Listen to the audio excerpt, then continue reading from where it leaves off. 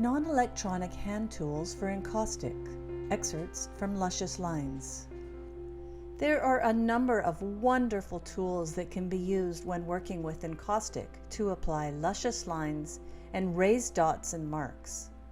Some of these are hand tools that do not require electricity to heat them, and some of them are electric tools.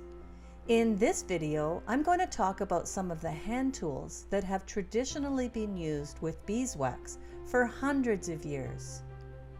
The most simple of these are known as Tjanting tools. These are traditional tools that have been used over generations for dye-resist batik making in Java, Indonesia.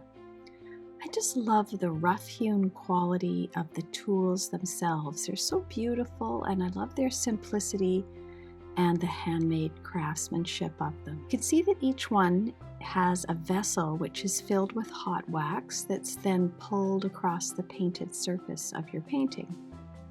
Some tools are made with brass and some with copper, and some are metallic. They come in all different shapes and sizes, and each one makes a different mark. This is a curious handmade tool that I purchased from a batik artisan in Sri Lanka, where Dutch colonialists introduced Indonesian batik techniques long ago. This tool has a large receptacle and a hand-manipulated stopper with a very fine opening that controls the flow of the wax for a sustained period of time. Similar to this tool, this one is called a Kitska. It's used traditionally for the Ukrainian Easter egg painting technique called pisanki.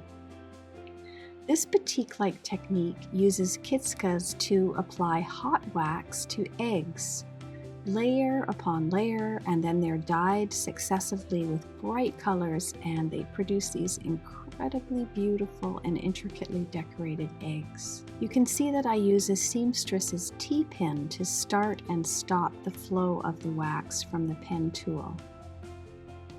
Kitskas come in different sizes, and some of them are teeny tiny. A metal eyedropper can be used both for mark making and for filling in the receptacles of electric and traditional mark making tools. This can be really useful if you have a tool that's deeper than the pot you have of colored wax and you want to fill it. This wire wax pen I also discovered in Sri Lanka, and it's a deceptively simple tool made of folded and bundled wire that's just attached to a stick. It can be dipped into hot wax, and you'll be surprised how efficient it is. It's also mesmerizing to look at, isn't it?